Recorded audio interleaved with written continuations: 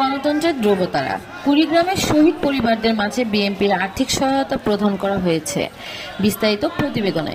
কুড়িগ্রামের কেন্দ্রীয় ঈদগাহ মাঠে অনুষ্ঠিত হল জুলাই আগস্ট 2024 ছাত্র জনতার আন্দোলনে শহীদদের 10 পরিবারকে আর্থিক সহায়তা প্রদান করা হয়।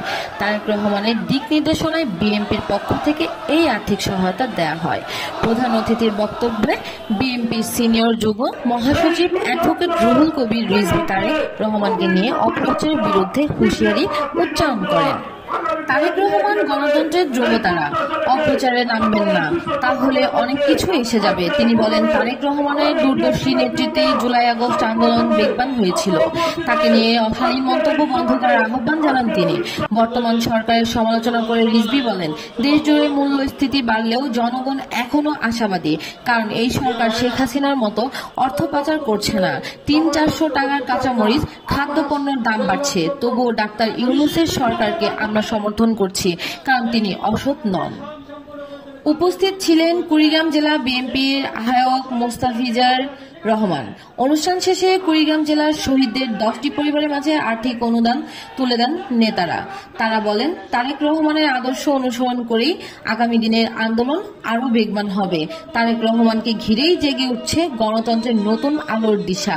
শহীদদের স্মৃতির প্রতি শ্রদ্ধা জানিয়ে কুড়িগ্রাম থেকে বার্তা গেল সারা দেশে। গত 17 বছর অত্যাচারিত মানুষের পাশে দাঁড়ানোর জন্য আমরা বিএনপি পরিবারকে নির্দেশনা দিয়েছেন। আপনারা জানেন, আমরা 64 জেলার মধ্যে 40টি জেলায় আমরা গিয়েছি বিভিন্ন শহীদ পরিবারের সাথে দেখা করার জন্য, তাদের পরিবারের খোঁজ খবর নেওয়ার জন্য। তাদের আপনারা তো কোনো কিছু হলে পরেই বিএনপির উপর চাপিয়ে দেন, যুব দলের উপর চাপিয়ে দেন, ছাত্র দলের উপর চাপিয়ে দেন, স্বেচ্ছাসেবক দল, বিভিন্ন অঙ্গ সংগঠন চাপিয়ে দেন।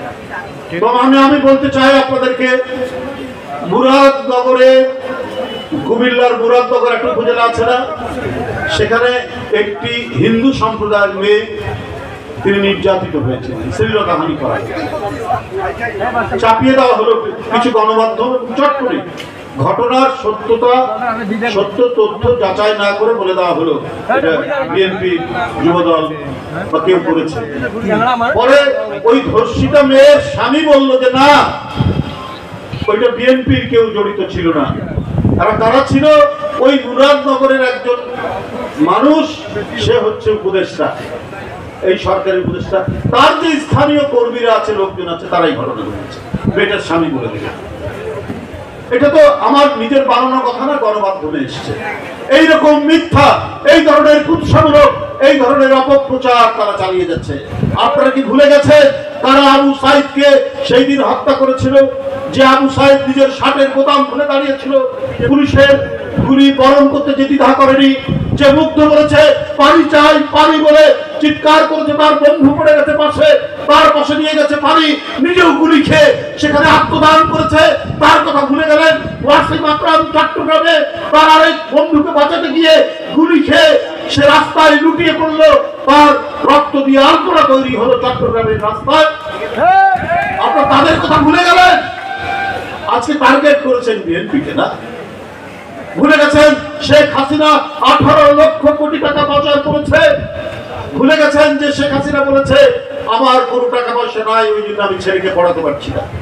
তারপর এরপর মঞ্চে আসার জন্য আহ্বান জানাচ্ছি শহীদ আব্দুল্লাহ আল তাহিরের